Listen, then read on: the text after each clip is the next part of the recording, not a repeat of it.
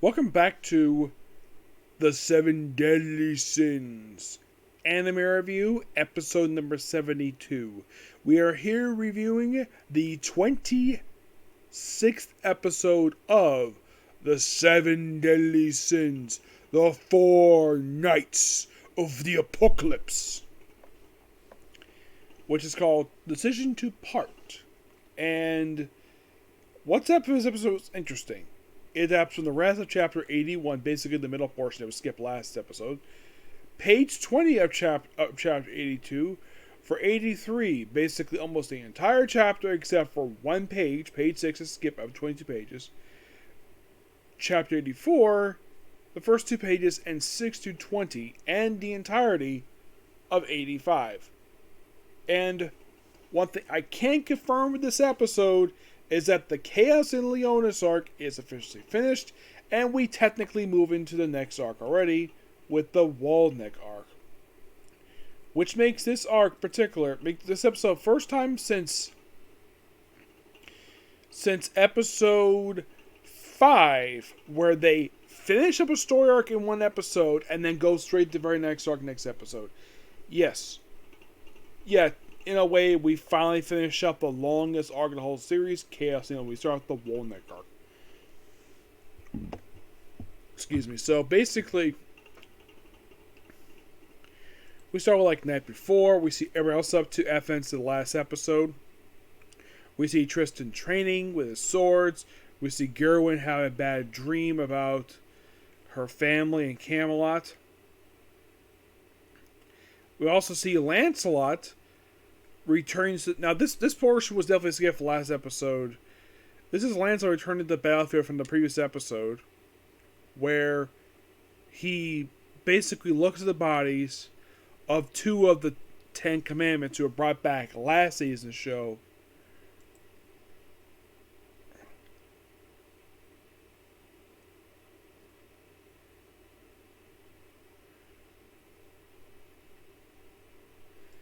And the people who died were Melagon.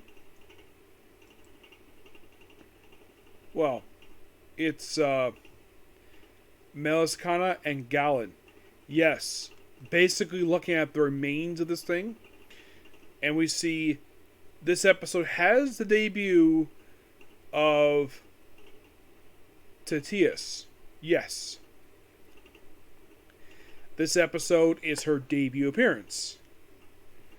Because we've only seen her, well, actually this was her second appearance in the series. And in a way, you see her hear her speak the first time. And no, we don't have a dub actress for her just yet because there's no dub yet. So, look at his remains, they chat for a bit, and he even calls her an old hag. And if you're curious, how old is Tedious? She is 16. Well, as for why she's called an old hag,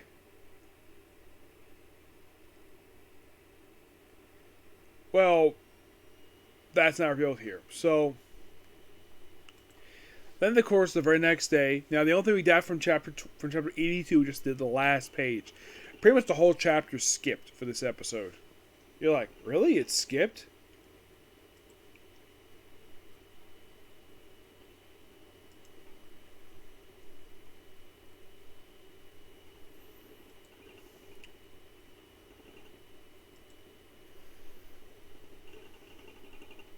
Yes, they pretty much in a way skip most of this chapter. As to the reason for it, don't know, but my guess is they might save it for next episode. Yeah, and then we have basically Percival's group meeting up with Queen Elizabeth. This episode, well, making her second appearance in the series. The one thing they do cut out the episode, and this is shocking due to the fact that this is frequent for with Millennius Elizabeth. Millennius had a thing for groping Elizabeth a lot. That was a gag in the original series. Here they kind of removed it. Don't know why you remove something that's a popular gag. I mean, they're a happily married couple, and I'm like, yeah, and of course they don't buy the fact he is the king. She points out she's the king. Heck, even Percival points out he's the king.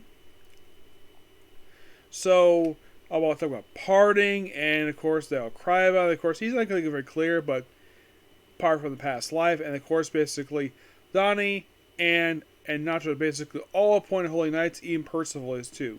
They do cut out a scene here of Anne basically rejecting being a Holy Knight. Yeah, they cut it off in the episode. I highly doubt they could put that back in because it probably would not be necessary given the character what she is in this episode. So that I don't see put back in. I do see the rest of chapter 82 be put back in, but not this page is skipped here. So, and then right after this, basically we go to the command room where we see Tristan's group is there. Gathane is there too, sitting on Issa's lap because she's got a thing for her because she's a lesbian. So, yeah, Meliodas reveals about the whole like which designations. Gerwin is the of the four Knights of Apocalypse. Gerwin is the Knight of Famine. Lancelot is the Knight of War. Tristan is the Knight of Pestilence, while in the case of Percival, he's the Knight of Death.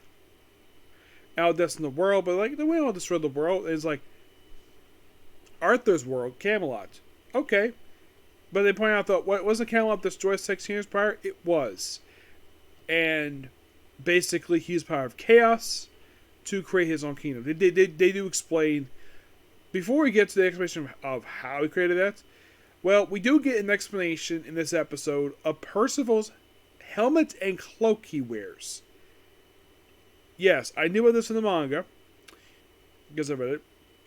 It's in this very episode that it was Meliodas who gave basically Percival's grandfather his helmet and cloak, given the little emblem he has on his cape, and the scar on the helmet. Meliodas did that, where he's very happy. And of course, feels he was actually a former knight of Camelot who gave information about Camelot. He even offered to adopt Percival, but he's like, no, no reason basically to be basically a bubbling boy, which he definitely was.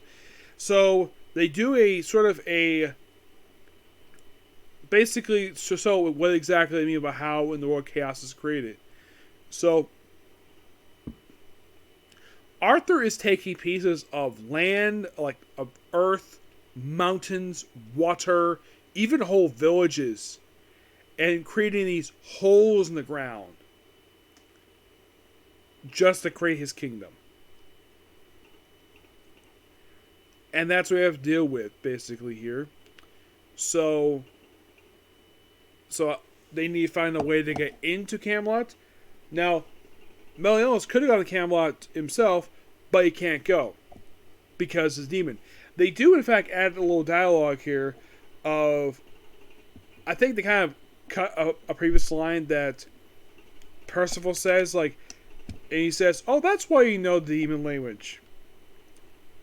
So, first comes an interesting idea how to find. Basically, it's revealed about what the reason what the person was in the end of the previous season show, why Jericho was after him. So, he basically the emblem that she was shown in the end of the season, that was a key into Camelot, and that's the reason why they captured him to get into Camelot. Now, the whole reason why he can't go because basically he's demon, and of course non-human races can't go through. But Tristan and Lancelot get no problem because they're hybrids. Okay? So Percival comes with the interesting idea of finding a way to get into Camelot. And you're thinking, how? By going on an adventure. And Percival's group was like, yeah, that makes total sense.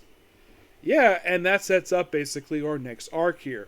So you can kind of see this episode as a transition episode. It's basically wrapping up basically loose ends from the previous arc and going straight into the very next arc, which they kind of already started. So of the very next arc, which is, in case you're curious, it is 21 chapters.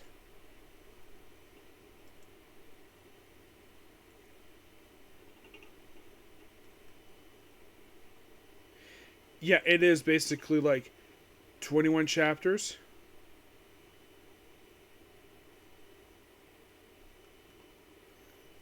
So, in a way, of the 21 chapters, they only fully adapted one chapter, and that was 85. That was the only one. My guess is they'll probably finish adapting probably as 82, and I'm not sure about the pages skipped from page 83, but yeah, they're probably going to adapt more of this stuff going forward. I mean, how long is it going to take to adapt this? I'm not sure.